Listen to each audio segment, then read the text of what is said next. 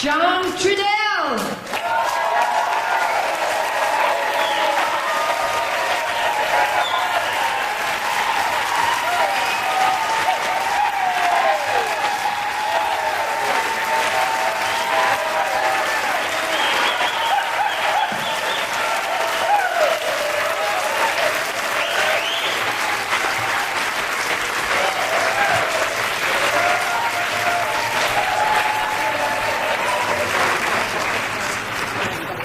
Thank you. Well, first of all, I'm really glad to see you here.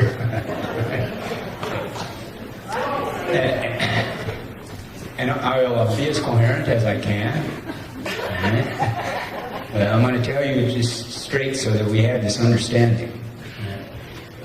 I'm crazy.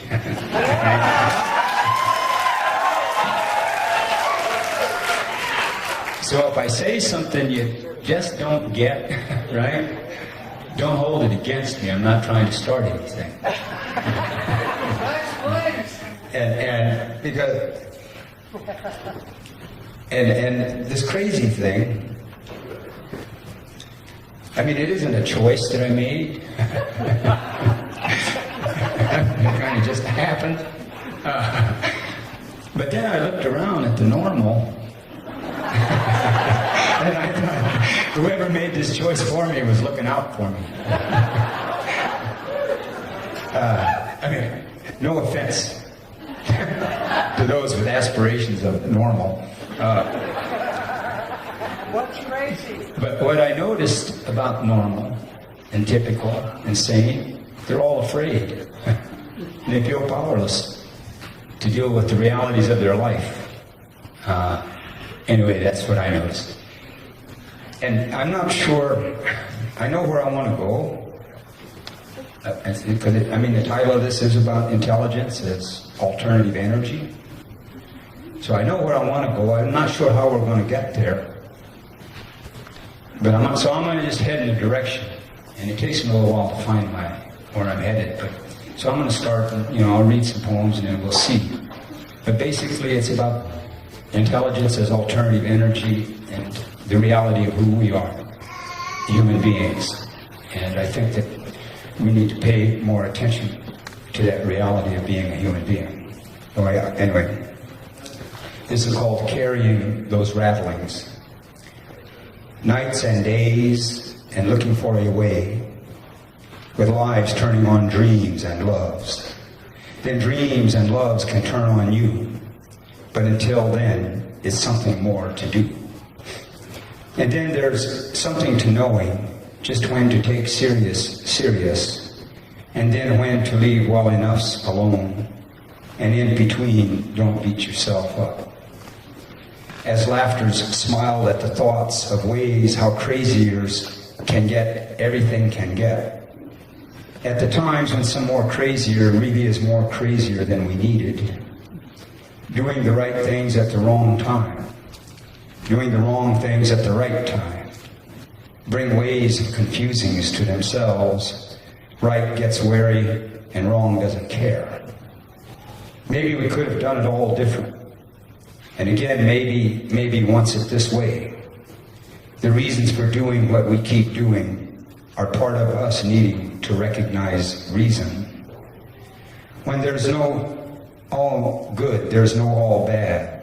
With guilt, sin, and blame rattling their chain, making noisy, crowded sounds in our head, blinding us to our abilities and ways to see past rattling chains and what they're all about.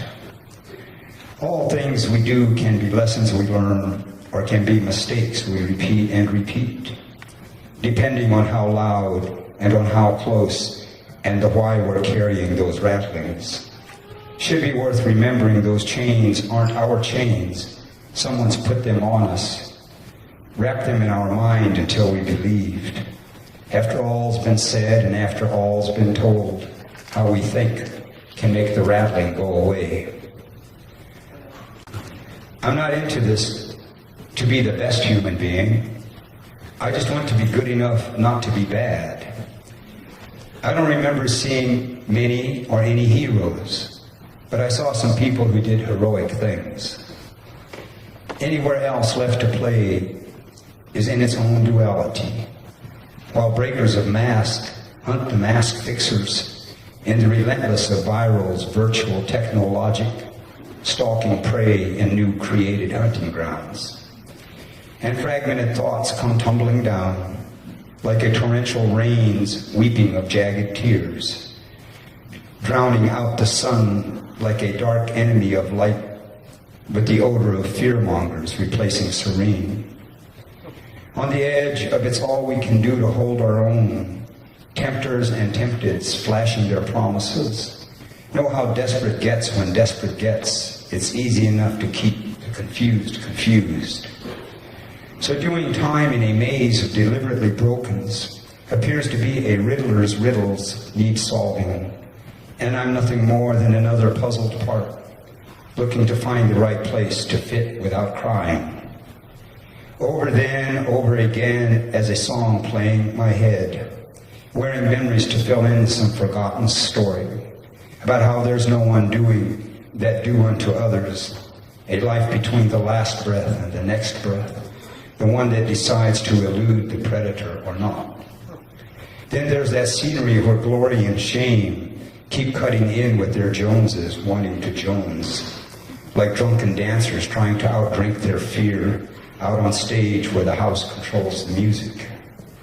So then me and Creator worked out our own deal about finding the entrance in the best ways I can, in realms where there are no exits, only entrances, and the color pouring from our eyes is our vitality, how our spirit shows us how we're living or dying. Well, human beings.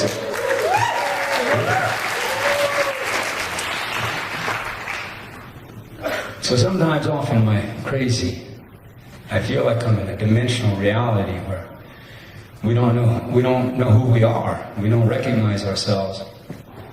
We don't understand the sounds that we make in this vibratory reality. And we don't know what our purpose is. And sometimes I feel like I'm in that dimensional reality.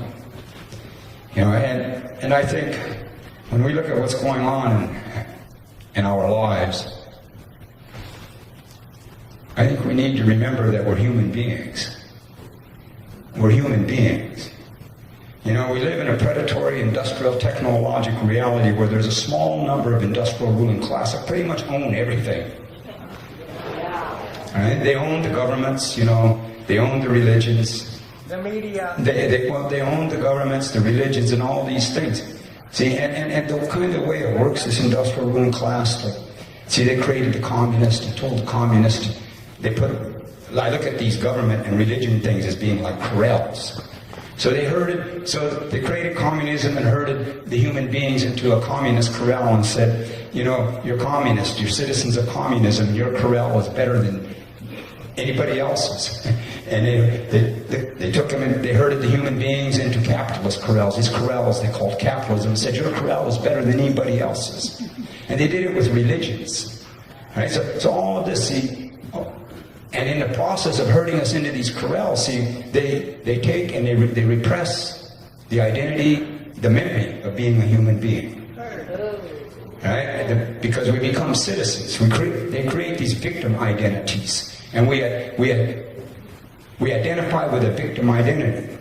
So tonight I'm trying to talk to you as a human being. One human being to another. Right? Without the victim stuff. All right, so in this technologic industrial reality that we're in, everything is about energy. Everything. Everything's going to ever happen in this dimensional reality that we're in is about energy. Now, we're human beings. Human beings. We are human beings. When we say I'm only human, we're wrong. We're just not making right sense. Because we are human and being. Human being. All right? And without the being part of human, we wouldn't be human. We wouldn't be alive without the being part. But see, somewhere in this process, we've been programmed to forget the being part of human. So all of our perception of reality is based from the human aspect rather than the being and human. Everything's about energy. Everything. Human being. Human being. Our bone, flesh, and blood is made up of the metals, minerals, and liquids of the earth. We are shapes of the earth. We have being. All things of the earth are made up of the same metals, minerals, and liquids.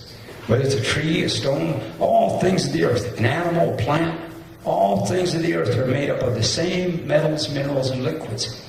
All things of the earth have being. Our being comes from our relationship to the sun, sky, universe. It's that light, it's that universe, that sky that brings the energy of being, all right? And it mixes with the life form of earth, and we have this life. All things have being. Now, in this technologic, perceptional, industrial reality that we're in, we know that they can take the DNA of the earth that's called fossil fuel, can take the metal, mineral, liquid, the DNA of the earth that's called uranium, and through a mining refinement process, they can take this uranium fossil fuel out of the earth, put it through a mining refinement process, and convert its being into a form of energy to run electrical systems. Well, I think technologic industrial civilization mines the being part of human through how the human is imprinted to perceive reality. How the human is imprinted to believe reality. How the human being is imprinted to believe what they're told. The mining process. So they're mining the being part of human through how we are programmed to perceive reality. That our corral is better than the other corral. How we're programmed to perceive reality. And so when they mine fossils or the uranium out of the earth, it leaves behind poison and toxic waste. Well, when they mine the being part of human, that leaves behind poison and toxic waste, and that poison and toxic waste, these are the fears, doubts, and insecurities that become a part of our perception of self. And therefore, they form how we perceive reality. So every fear, doubt, and insecurity that you have, you didn't think it up, we didn't think it up, somebody put it there. Somebody told us something. Somebody imprinted us with it, and we believed it. And we believed it.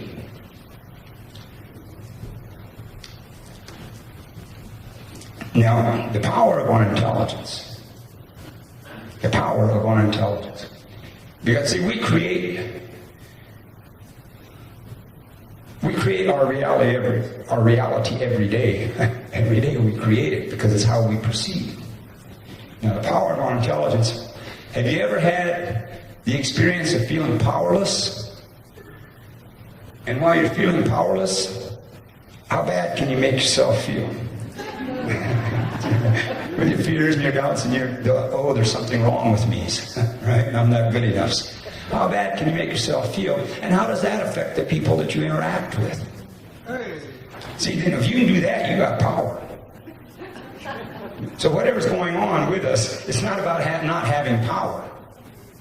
It's about not understanding power. It's about chaotic use of our incoherent use of our power, but we have power. Now imagine if that power, the power we have to affect others through our negativity and our self-doubts, now imagine if that energy, that power was used clearly and coherently. See what kind of effect that could have. So, anyway, got no time for wishing and regretting. He already passed any good that'll do. And waiting for better times is too slow. And time needs to move on is anxious.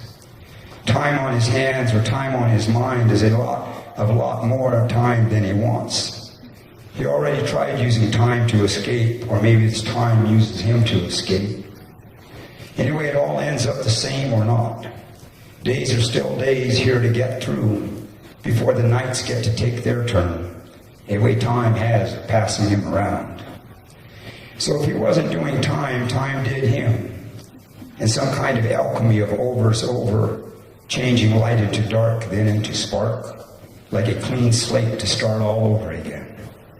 Chances to paint some prettier pictures when he's not out of it and spilling paint.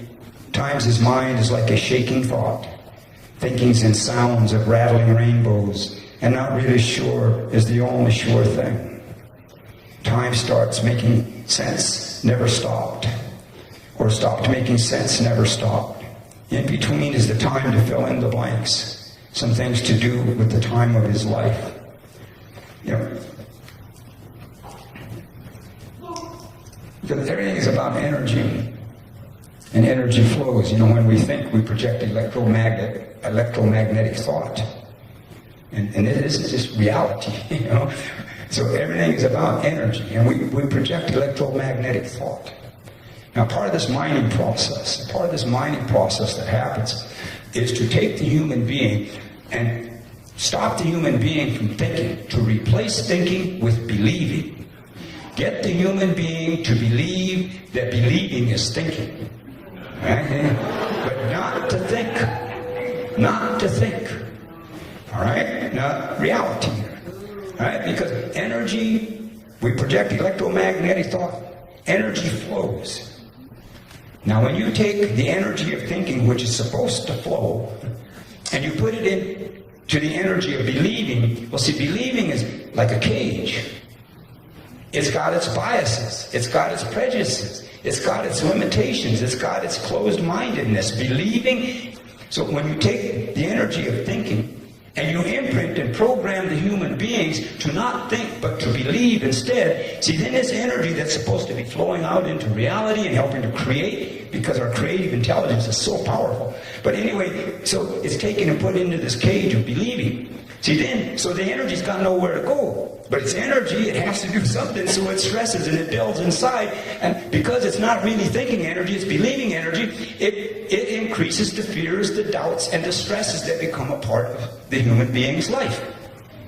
And then the human being does not see clearly or coherently, does not think clearly or coherently. The human being now starts to make emotional decisions rather than thought out, clear, coherent decisions. So there's a difference in thinking and believing. Either we believe or we think, but we can't do both. Right? We can't do both. And there's danger about believing, so we need to be careful about how we use that concept, that word believe. Need to be very careful with it.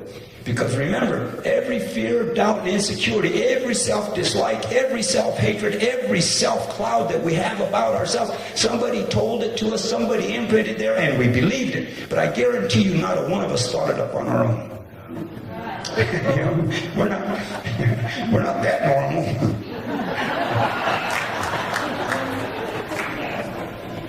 So whatever's going on, that industrial ruling class does not want us to think. Because if we think, we're going to create another reality. We're going to create a reality. So we need, but anyway, in order for us to have all that happen, we really need to identify ourselves as human beings again. We need to recognize that we're human beings, and we need to understand what that is, to be a human being, because the only power we're going to ever have in this reality is in the being of a human being. You're going to have political power. You know, you can tell yourself, or we can tell ourselves, you can tell yourself that lie all you want, but do you feel politically powerful? You're going to have economic power? Do you feel economically powerful?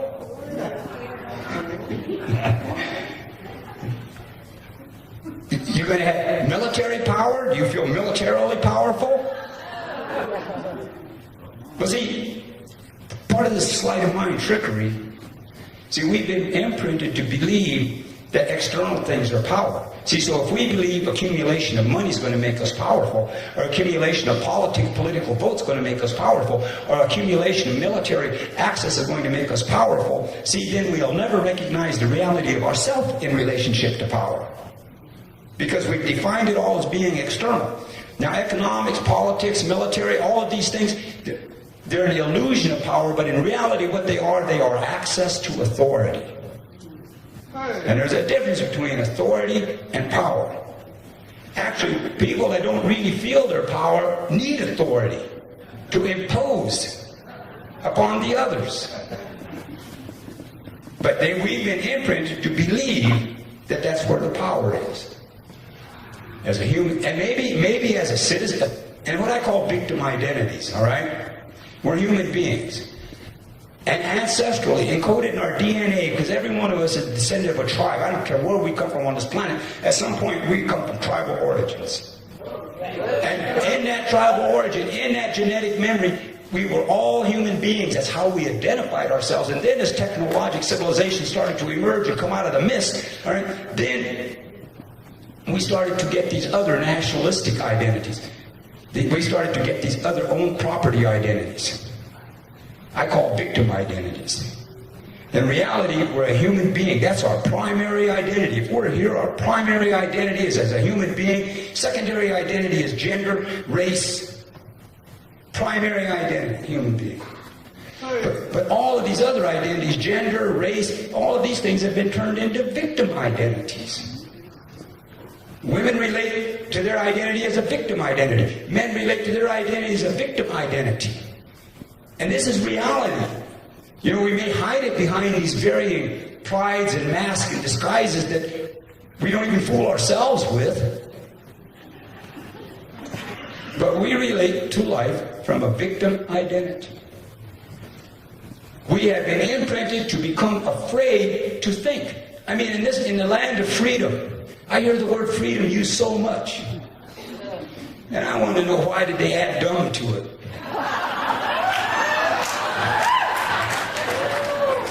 I'm serious about this one. Let me see. There's serfdom, fiefdom, kingdom, selldom, freedom, and I'm suspicious of wisdom.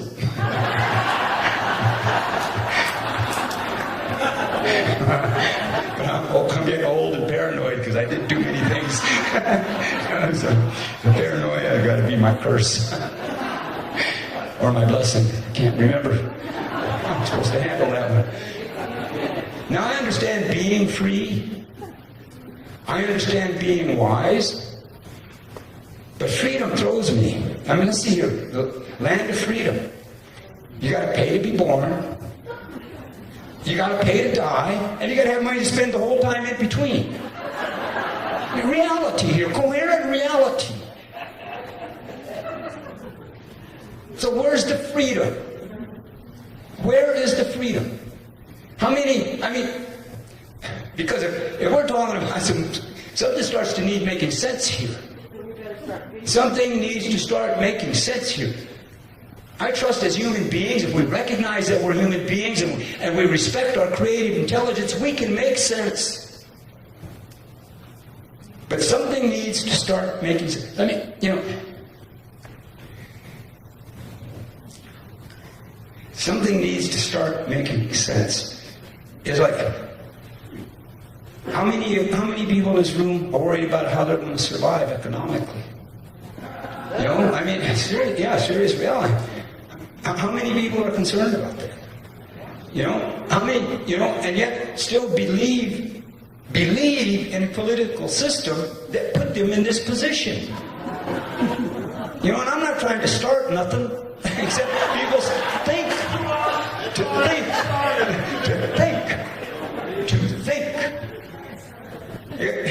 You know, I don't know, because something that I don't understand sometimes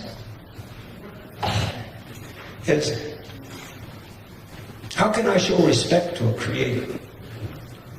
However one looks at the creator, how can I show respect to the creator if I don't respect my intelligence? Because as a human being in this form, the creator gave us intelligence to function in this form. So how can I show respect? I mean, how can I show? It's like it's almost like I think on a daily basis we should give thanks to our Creator for life. And I think on a daily basis give thanks for life because it helps us to remember life. When the memory of life is being rapidly surrounded, getting rapidly surrounded with this whole idea of just to survive, just to exist. So the enjoyment and pleasure of living is being minimized because we're so busy trying to survive or exist. But so I think we should give thanks to our Creator every day for life, and we should thank our Creator for giving us intelligence. And then maybe that will help us to remember how can we respect life if we don't respect our intelligence? Because it's through our intelligence how we manifest our perception and our participation in reality.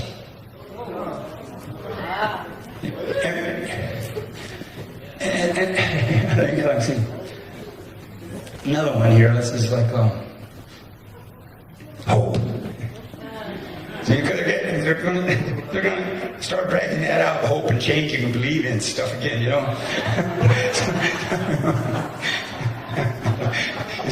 But you know, to me, that's like an old drug, you know. Hey, go again. Got nothing new.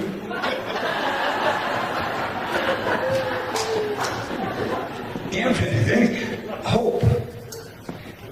See, I was in 3rd grade or 9th grade or so. I was in school, right? And they told us the story about Pandora's box.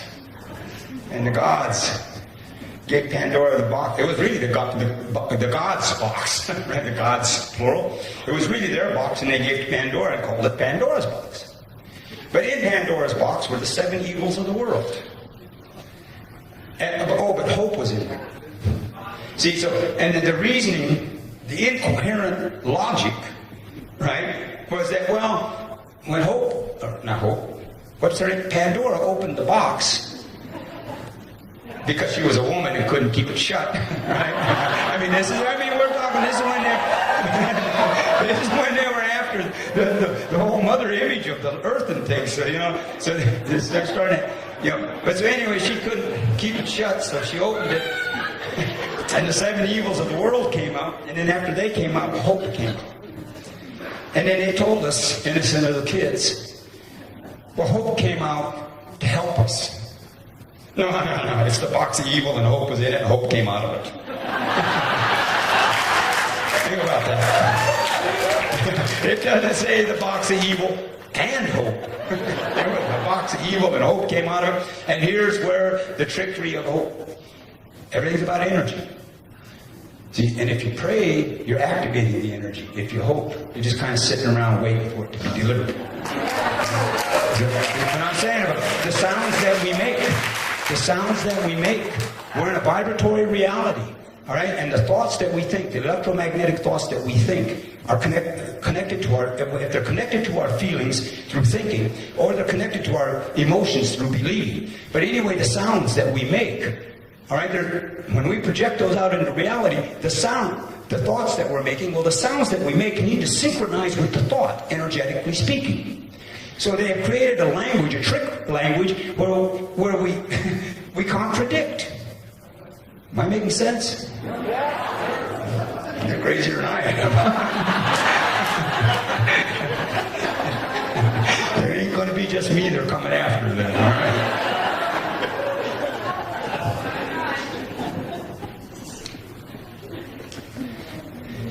And blame. This is the other one. Guilt, sin, and blame. Give me a break. The way they have guilt, sin, and blame structures is like there's a spiritual perception of reality and a religious perception of reality. Spiritual perception of reality is based upon responsibility. We are responsible for our energetic being participation in reality. Under the religious perception of reality, we committed a crime, a moral crime for being born. Okay. If that was a crime, wait till you see what I got in mind. Because that one is an accident. Wait till I can think. think about it. So we committed original sin. We committed crime for being born. You know, and that one's the page turner right there, see? Because when that sinks in to the little mind, then it's easier to throw all the other stuff on because there's something wrong with me. All right? But under this perception of there being something wrong with us for being born, because there's something wrong with us. I mean, this is how the sleight of mind works. Because there's something wrong with us for being born, therefore we must submit to a male-dominated chain of command and obey them and get their approval. And that's how we take responsibility, according to them. But but over here, in this other, well, I'm not going to lay this on spirit. In my own little crazy reality, hold it. I think that's the way you give up taking responsibility, because you give it to somebody else. You just blindly follow. But yet, we're imprinted that that's the way to take responsibility. So, this is called descent of reptilian. It was in the foreground of hidden in front of us. The holy holies and the cannibals scrapped it out, while the planetary industrial ruling class Reich offered up civilized human sacrifice to gods of profit. Worshipping corporate temple, economic high priest, sacrificing the poor through inflations and recessions, in the ways of accumulations of greeds and excesses, and needs for always more poor to feed hungry gods. In the faint sounds of jackboots rapidly approach. Maybe we'll recognize them when they come for us. Or before our children are grown, that sound will be more familiar to them than the sound of our voice. With redistributions of the wealth redistributed upward, in the neon serfdoms where peons are called citizens, and the serfs are being divided into tomorrow's debtors to carry ruling class wealth on the backs of their children. While the predator classes try hiding the scent of reptilian in the neon and promises of all the promises we can want. But if we listen closely, we can hear the scent of reptilian leaking out of their religions, economics, politics, and mouth. As the industrial Reich paints its 1,000-year nightmares, industrial military complexes manufacture mass individuality. Corporate Nazi enforcers wearing brown shirts of any colors, defining rules of freedoms and industrial law class systems as their shepherds herd us into the corrals we pretend aren't. Now, even as the holy holies and the cannibals scrap it out, the cannibals created and used to their advantage the fact good guys and bad guys are wired by the same programs. Genetic modifications cross-pollinating reptilian perceptions, creating confusions between us and the holy holies.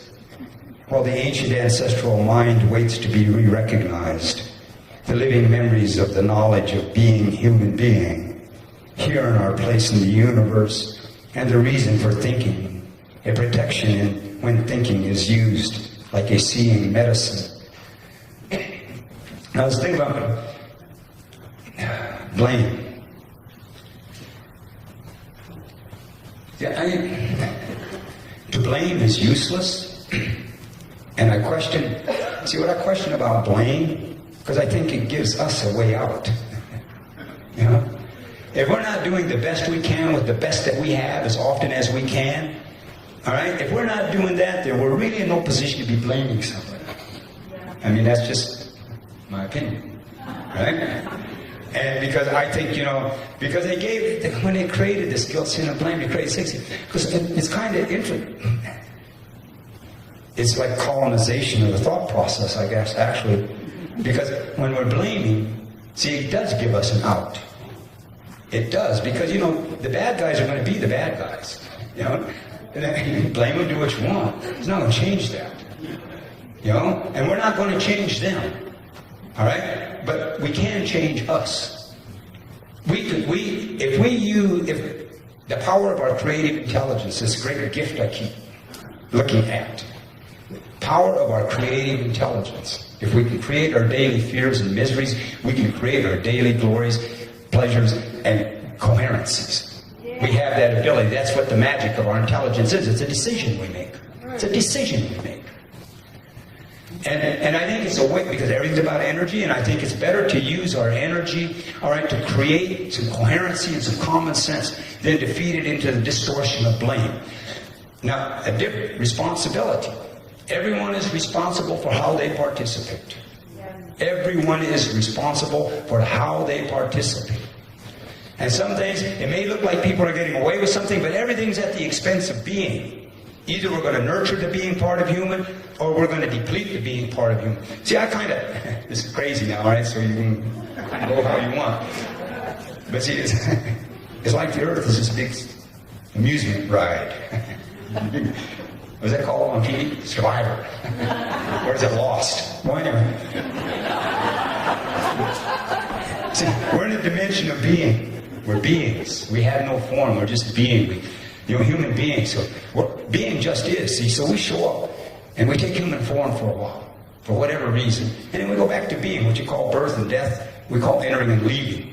All right, and so we're here for a while, and we go back to the reality of being. So anyway, let's say that the earth is like this big amusement park, and this is the ride that I picked. Why I picked it, I could never explain to you. And if I could pick again, I might pick again, but this is the ride I picked. All right, and so this is everybody's the ride that we picked. So the trick now is to get through the ride without scaring the hell out of ourselves.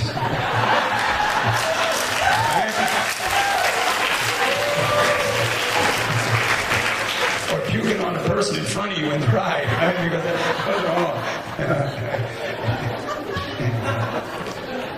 it's about the evolution of being.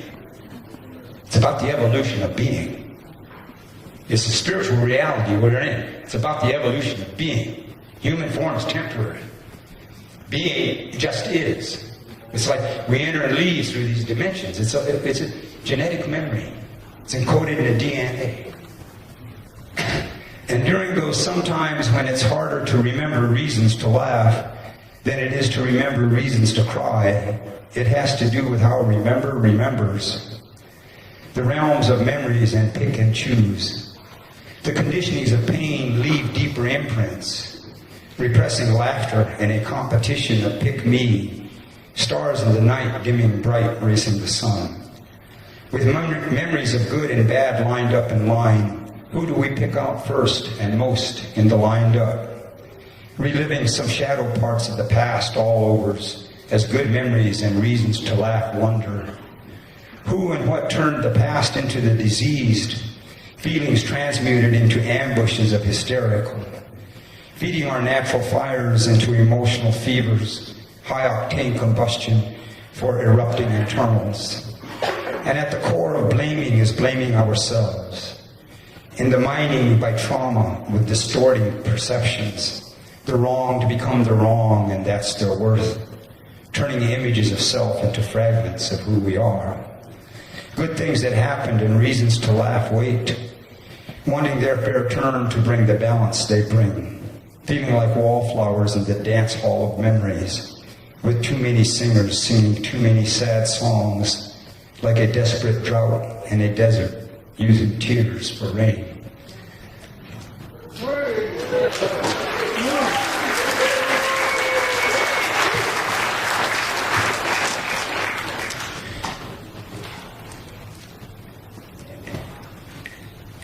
And sexism,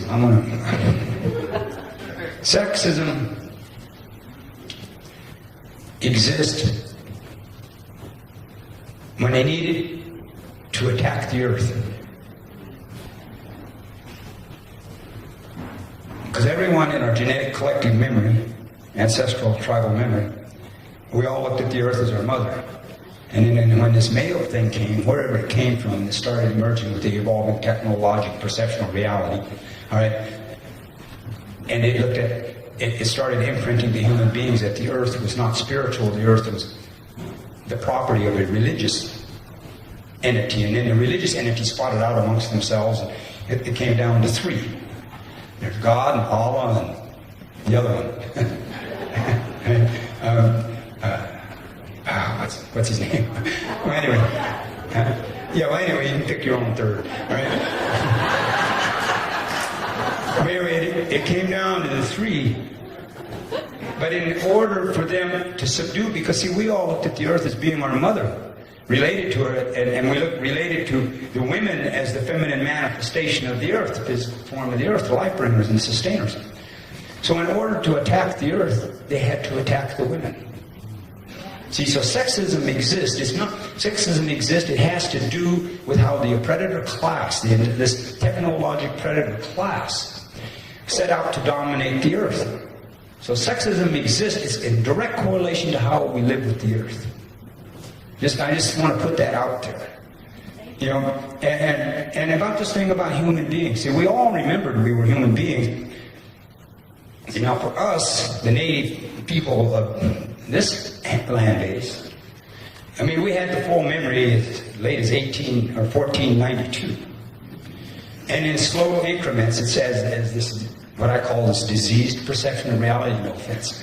But this diseased perception of reality started spreading across the land. See, then our memory of being a human being started becoming fragmented.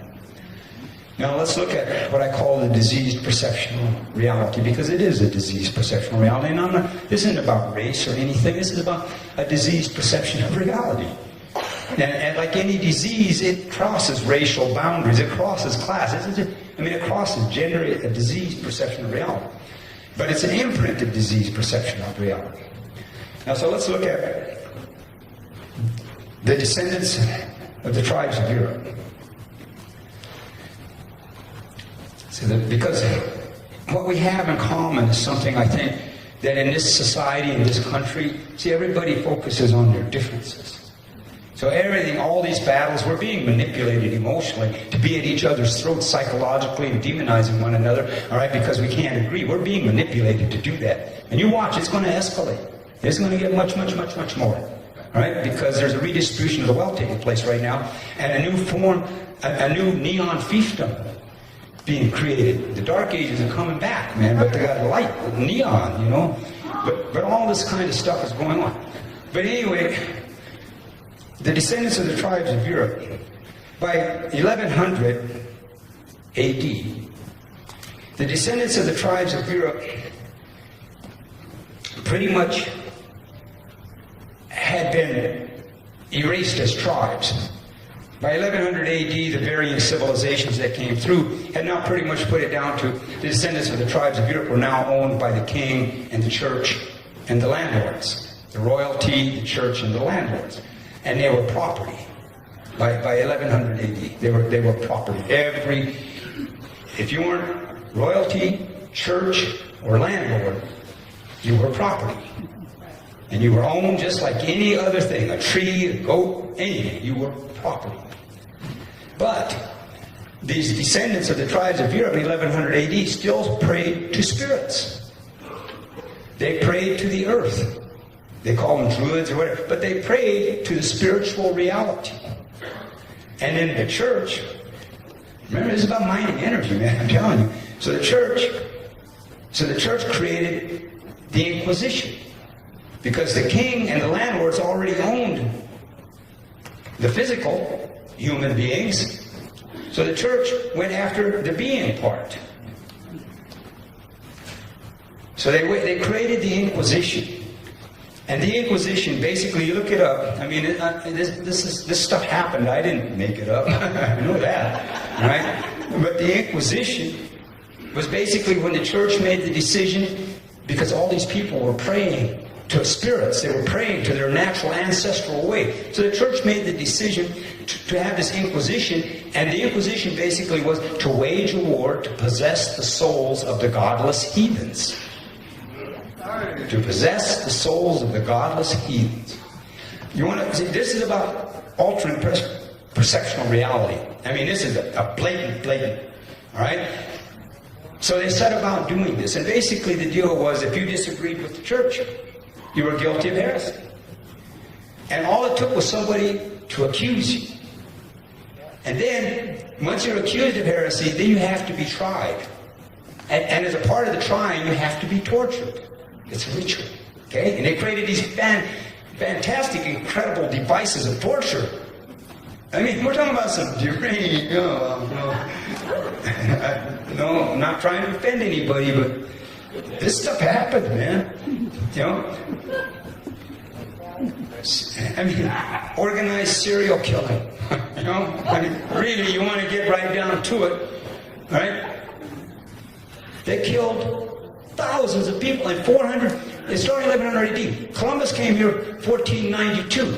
So in 400 years, let's say 20 years to a generation, the descendants of the tribes of Europe have been through 20 generations of complete trauma, genocidal brutality. The descendants of the tribes of Europe, and they picked heavy on the women because they're still trying to erase that earth-woman connection. This is why the witches, this is why they went head hard on the women, because they were still attempting to erase that connection. So anyway, the church was there to possess the souls of the godless heathens. So the godless heathens, descended of the tribes of Europe, in order to survive, they had to come to love what they feared. And what they feared was there to possess them. And see, and from that day on, they've never untangled love, fear, and possession. How many of you experience love without fear and possession? You don't have to answer, that's me. I really don't. You know? So they altered this stuff. Love, and love is an interesting word because it's a religious word. The people that came to destroy us, love. Well, I don't know about love, right? Because God loves you. Yeah? Yeah. And tell him. Yeah, going out there too far already. Tell him. But these things got interwoven. See, they distort our clarity. They create confusions. I mean, seriously, how many people know love without fear and possession? Seriously, how many people use the word, well, I love this, I mean, I love Slurpees.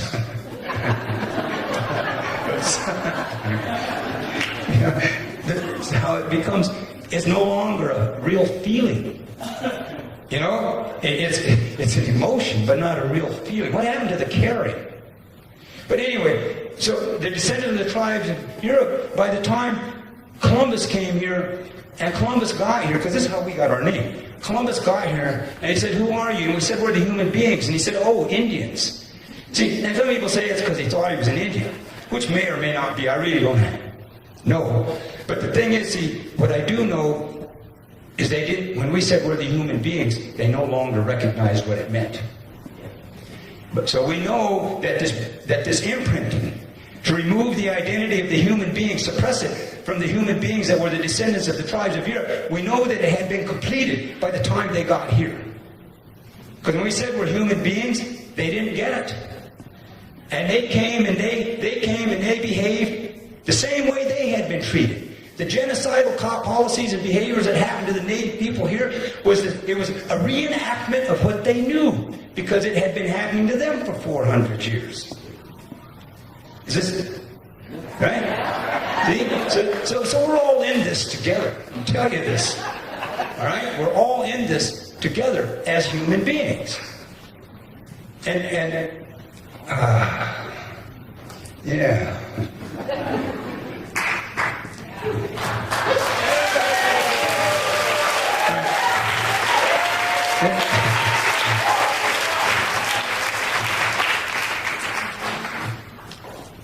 This is called Without the Thorns. Then she woke up and found herself lost in his crazy. Lost in his crazy. This place she keeps going to again, until going turns into staying. Losing herself in the loose in his head, like a prayer no one keeps listening for, where thoughts can be seen and unseen, while some of the voices aren't talking. Trying to mend a heart with a hurried mind doesn't seem to work out all that well. And now here she is, torn between herself, making new mistakes to fix old mistakes.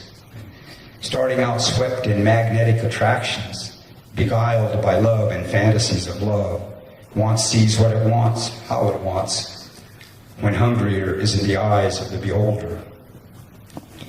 Day's emotions can run away with feelings when rubbed raw on what the hell happened, leaving behind who they started out to be, catching up to other parts of themselves.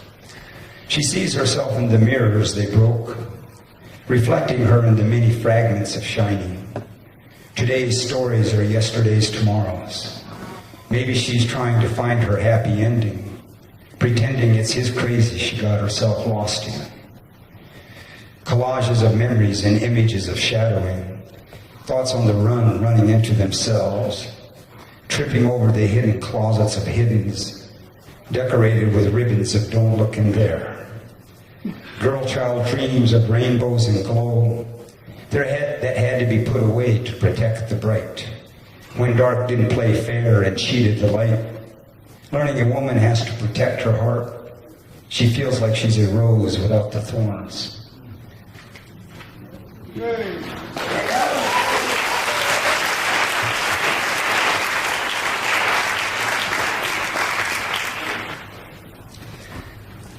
And kind of what's going on now, I mean, I'm going to wander into this a little bit, but because I'm just wandering now, I lost track. Anybody been paying attention to this Occupy Wall Street?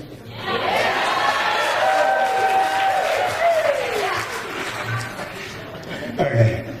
See, I have how I made it through reality. I divided into all these me's. No, I'm not schizophrenic. I just got a lot of me's. But we worked it out.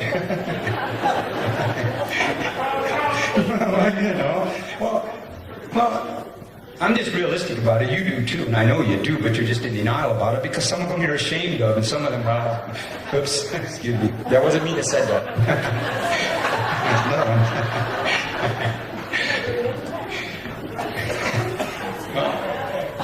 Well, my point being, we have no reason to not like ourselves.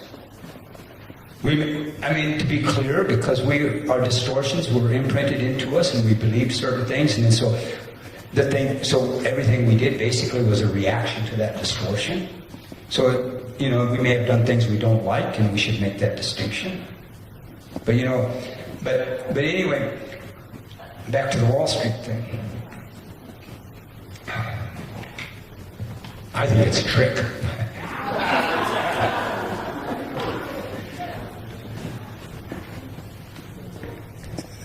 I just think it's a trick. Something isn't right. All right? And I'm just put this out there. Because I told you, I'm crazy, man, so, we'll just let it go with some of that, right? But it's like, I'm thinking about this, let me see.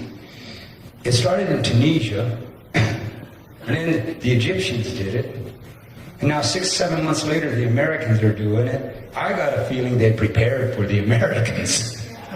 I just have a feeling they prepared for the Americans. I think they started preparing in 2001. I think they started preparing with the Patriot Act. Right? I think they started preparing a long time ago. And I think right now people should, and I'm not saying that people shouldn't express, but I think that people should be realistic about the expression that they make. Obviously, these issues have to be addressed, and they do. But I think the Americans are a little naive in trusting the police state that has emerged around them. Right? And I do think that. I think what they're doing now with all these protests, they're making a list for the FEMA camps. Right? They got all them camps, everybody knows about it. But I'm not going to go off into this too far because I don't want people to think I'm paranoid and stuff. But I'm saying things to think about. Because go back to this freedom thing, and people of my generation, my age, let's be real. Let's be real. All right? Let's be real. When I went to school, it was in the 5th grade, 4th grade, they told me, the communists, that they spied on you, they had police state, you didn't have any secrets, your neighbors spied on you, they could come and arrest you whenever they wanted to, all right? They could do any damn thing they wanted to you, and therefore they were bad. And now I'm being told, hey, we can do it, and we're supposed to support it. People my age know what I'm talking about. Because you heard it the same way I heard it. And now we're being asked to condone that behavior. See, so it's those little things. And I'm not saying, and I think we should express, we need to generate the energy, we need to make ourselves known, but think things out before we go. I think there's something just amiss. If it's nothing more than they've had since February to prepare. Like they didn't think it was going to happen here? You think Occupy Wall Street is a surprise? Oh gee, they're doing it to us. I don't think so. I think it's been anticipated. Because, and the reason I'm saying this, because I just want people to think, I'm not asking, if I don't make sense, I don't make sense. And I'm not asking you to change your thinking if I don't make sense. But let's face a certain basic reality here. There's been a tremendous redistribution of the wealth. Right? And now there's a whole new class of poor. And now there's going to be another redistribution. Right? You watch. There's more bad economy coming.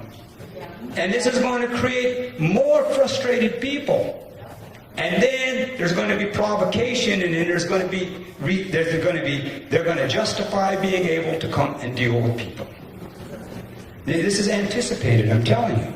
So we need to do what we need to do, but I'm saying what I really think is I think we really need to apply some clear, coherent thinking into how we're going to address this situation. To me, I'm not fighting the bad guys anymore. I'm not. I'm going to help the good guys. All right? The best of my ability. Because I think there are two different perceptions of reality. Right?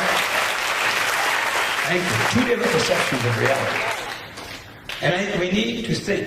Because I'm going to start wandering out of this, but I'm bringing this up just because I want us to think about cooperation and non-cooperation. We need to think in terms of non-cooperation, finding ways to not cooperate.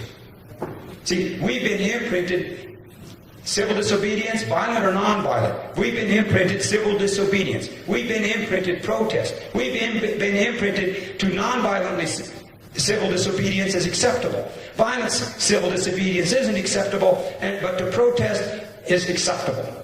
We've been imprinted with certain of these things. But you know what I find the common thread in every one of these things? Every one of these things is based upon us cooperating with them. If you have violent civil disobedience, you're cooperating with them because they get to come and play war games. They get to refine their system. Oh, and you buy magic markers to make your signs. And little bottles of water to march and parade. Bus tickets and plane tickets and all this stuff. All right? Cooperation with them. And if we do it with permits in a respectable way, cooperation with them. We need to think in terms of how do we change the energy dynamic. All right? And we need to create, instead of beating ourselves up about how bad and terrible we are and what's wrong with us, we need to be putting some clear, coherent thought into something that makes sense. And we will create that. We will create it if we will head in that direction with our intelligence. On our individual, personal lives, and on our collective lives. All right? Because, see, to just blame them, all right, we're going to hand over, our children to be their slaves, their debt slaves. And so we need to think of, and what I'm going to say is a practice, just to start practicing non-cooperation.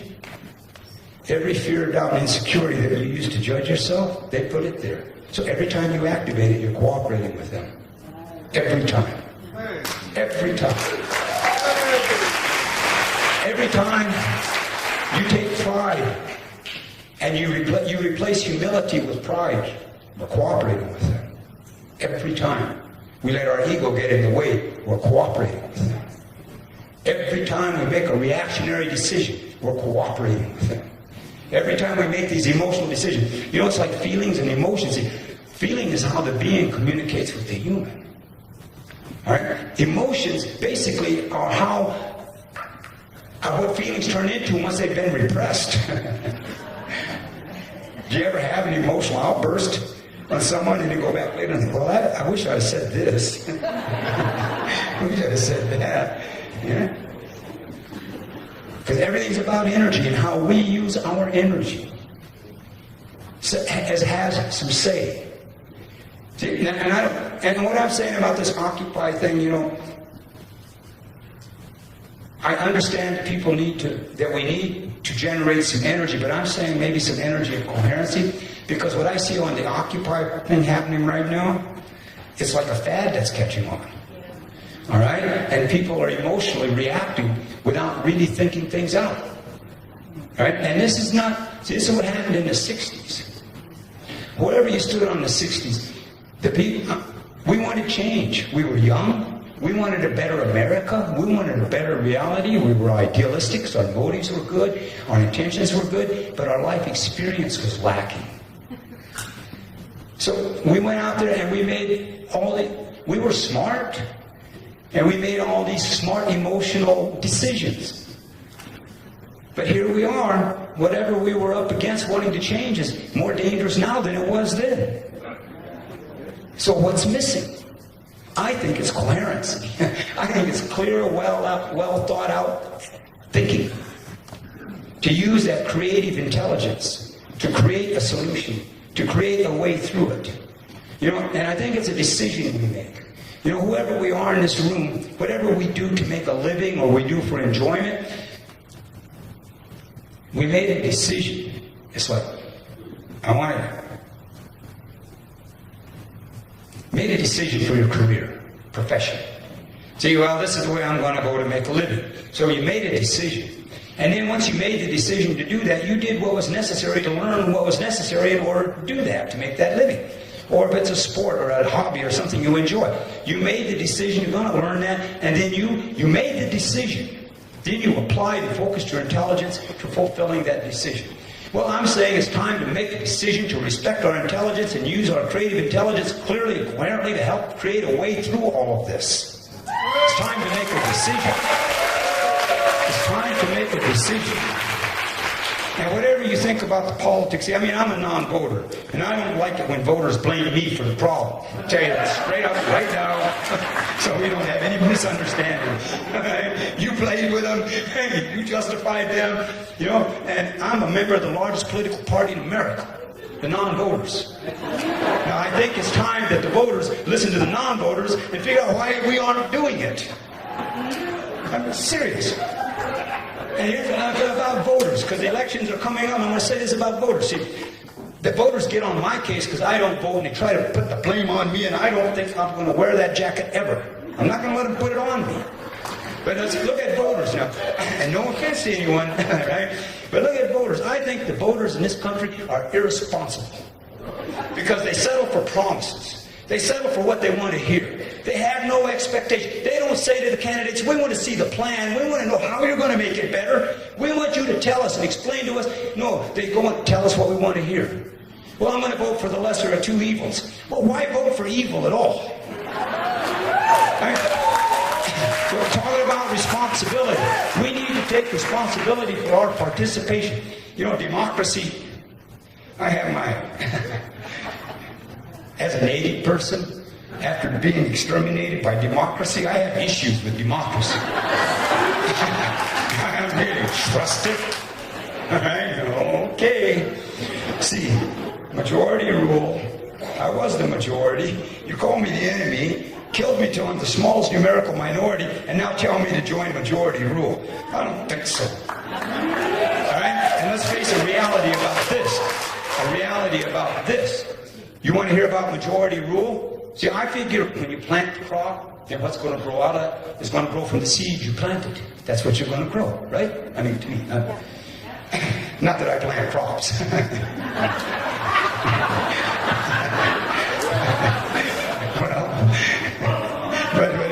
well, you know how it is. But anyway, back to this democracy. So when and actually, democracy really is about the right of the entitled. It really is. That's when you get right down to what it's all about. It's the right of the entitled. All right? But original meanings and stuff. But let's look at democracy here. So when they created the democracy of majority rule, if you were a white male and didn't own property, you had no taxable value, so you couldn't vote. If you were a woman, you were mentally incompetent, so you couldn't vote. And if you were black, you were property, so you couldn't vote. And if you were an Indian, you were the enemy, so you couldn't vote. So democracy, all right, is really the reality of democracy on this hemisphere is it's the rule of the smallest numerical minority because it was the land-owning white male that decided. This is reality. See, so I mean, and they've thrown out a lot of illusions. See, they needed the white people to tame the West, to own the blacks and tame the West. So they let them, so they started easing it up and letting the men vote. And then after 100 or a zillion years, the women got to vote, right? And after another X amount of years, the blacks got to vote. And after another X amount of years, they made Indian citizens so we could vote, But it was always built around a numerical minority. It was the land-owning class. All right? And I think that people need to at least consider the reality that maybe that never, ever changed. All right? Maybe it never, ever changed. And everybody... And see, now they don't need the white people the same way. The white people... They got too expensive. There's that word again. No, they don't want health benefits and they want retirement. Fuck, they want a decent wage. Hey, over here in China, they'll work for a year for $1.50. Just dismantle the Eastern Bloc of communism, they'll work for $2 a day. And the Americans, they want this? I don't think so. It's reality. They don't need, all right, the American citizens the way that they needed them before because they got whole new markets. Right? They've got a new labor force, workforce. They need just percentage-wise, they need enough Americans to be able to enjoy some of the economic benefits. They need enough of them. All right? But they don't, but America, it's just too expensive. Just too expensive for them. All right? And I mean about thinking about alternative ways because, see, to me, I think we need to align ourselves with the earth and do what's best for the planet. See, and I think all the rest of this stuff starts to fall into place. If we will do what's best for the planet, if we will do what's best for the planet, then I think all the rest of this stuff starts to fall into place. Now, and I'm saying, so about the democracy thing, I'm just putting this out there. Please, Homeland Security, you guys are all wrong. Communist, capitalist, to me, you're all wrong. So I'm not picking on anybody. All right? But I have to make that announcement because for whatever good it'll do. But it's our responsibility to think. See, because we got trapped into thinking only what's permissible. See, so in the 60s where we went out, see, we didn't question democracy. All right? We didn't question it. See, there's certain things that we were told, these are the rules you got to operate by, all right? And we didn't question them. Not really. We may have challenged, but we didn't really question them. And I think there comes a time, do we protect this planet? Do we protect the lives of human beings? Do we take care and have a responsibility to life? Or do we place the democracy that in reality is a minority industrial ruling class corral? Thought needs to be put into this. We're in a veterans hall. I'm a veteran. See, and a lot of, and I know there are veterans. But anyway, I'm a veteran. I got the right to say this. All right, just plain and simply put. It doesn't make me a bad guy. Other things do, but that doesn't. But anyway, we really need to think about things that we've been imprinted to be afraid to think of. It's that simple. It's no matter, because that's a responsibility of a human being. Our Creator gave us creative intelligence to maintain a balance. To maintain a balance in life. We're borrowing today from yesterday and tomorrow. We're just borrowing. And we need to think in terms. See, and to me, is if we make the decision to just think, respect our intelligence enough to think more clearly and coherently. Do the best that we can with the best that we have as often as we can. We're not looking for perfection. We've all been affected by this. Do the best that we can with the best that we have as often as we can. Don't judge ourselves. Learn from our mistakes. Don't judge. We don't have the right to judge. And if we're going to judge, we'll always judge ourselves the harshest. And you can't, and it's like thinking and believing. You can't judge and recognize. It's one or the other. And it's time for us to start recognizing the reality of the situation, to recognize reality, whether it's about our own behavior patterns or what's happened to us, but to recognize reality without judging it. Because we can either recognize or judge, because when we recognize, we look to see, we can truly learn. But if we judge it, then the ability to recognize is limited by the biases and the judgment itself, the prejudices of the judgment.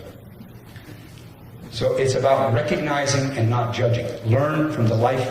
That's why we're here. That's why we took this ride. That's why everybody, this is our ride. See, we came here to learn something. Hey! Right? And don't let this industrial ruling class prevent us from learning it.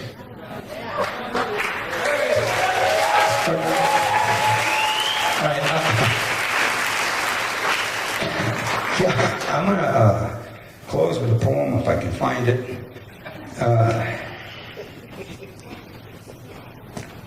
Well, maybe two poems. Oh, yeah, two. But anyway, I thank you for sitting through all this.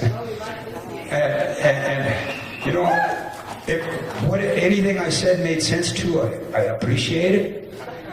And if anything I said didn't make sense to you, I don't want to hear it.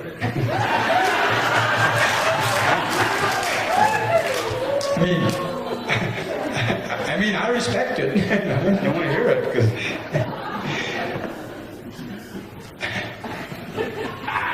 Are you ready for the football? Football. Oh yeah, Hank Williams Jr. Well. Yeah, it did, you know. And it doesn't affect my reality at all. He compared Obama to Hitler.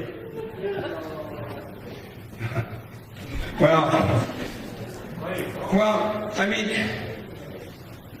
I think Obama's a Manchurian. All right? They're not, you know what I mean? I think he's a Manchurian. And a Manchurian, see, because a Manchurian, he just sent out their program to do something. And I don't think he even knows how he's been programmed. He's just out there doing it, right? And Obama's, this is what I mean about be careful about elections and understand who you're voting for. They knew they were going to catch crack from George Bush. They knew after the plundering by the Republicans, they needed to create the illusion of change. So what better illusion of change than to put a black-looking man in the White House? That'll get them. Don't go for that. Right? Throw out that magic hope and believe stuff and put this black guy in there, all right, and then let him take the crap, all right, and then he went right along with him. He did everything that Bush did, all right, and more. See, so this is what I'm saying. It's the illusion. See, it's like, well, anyway. So, see, I knew it was fake because Obama's not really a black man. I mean, nothing racial. Well, maybe racial, but not racist about it. But I've seen black men. He ain't.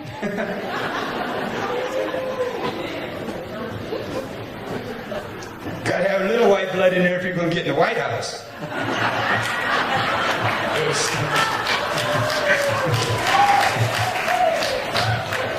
Anyway, okay, now, don't distract me because I'm going to shut this down. All right, so this is called For a Day. He promised to do much better. He did it every day for a day, until he saw just how much do much better is going to take. As it comes to whatever it takes, he already hasn't got enough. He ran out of credit on his way, looking for the get enough store. A facing of longer time solutions with a short attention span, or misfirings of other short circuits, unchanging in the unchanging. Resorting to moving things around, just going through the motions, is more of like another denial that he keeps right on denying. He can run real fast, even faster. The way the past closes in, Regrets breathing down his neck in too close for comforts. Days drift away like leaves falling, with no idea of where or when or how they'll land, when it's up to the wind and how the wind feels at the time. And this is, anyway, I thank you for, and I think there's going to be something in our Q&A, right? Okay. This is called Been Given. Been Given. Enjoy your day. Create a way. Sunshine and rain go together, while come and gone play tag with yesterday and tomorrow. In an only forever lasts forever. Forever is here in this moment. What we do with it is up to us, in what we think of ourselves. We can carry our light lighter, or we can carry our light heavier. We can smile and or we can cry. We decide which feelings to use. We are how feeling better feels, or what feeling worse can feel. How low down can get needs our cooperation to play. While our birthright of resilience gives us the creativity we need to create positives to stay even with negatives that keep adding. Fuel to the fire, energies to burn, can be used to lighten the darker. See clear, we are our own torches. Everything that's good is still good, and we've been given the gift of life. Thank you.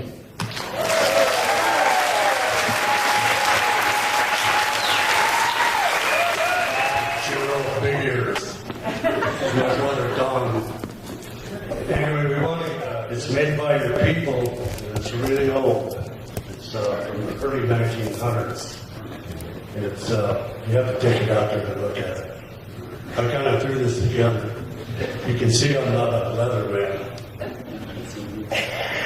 You just peel this top part off.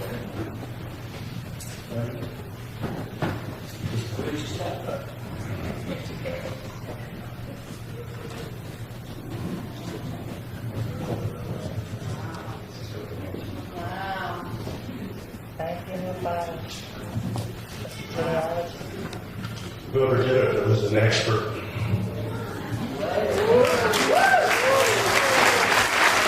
Anyway, that's what we're going to do.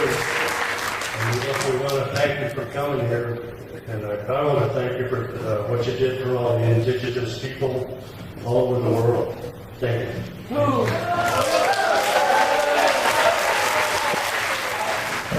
I'd like to say thank you to Joan too. I've heard a lot about you over the years, but finally I get to meet you, and I'd really like maybe to get some kind of a commitment out of you so you'll come back.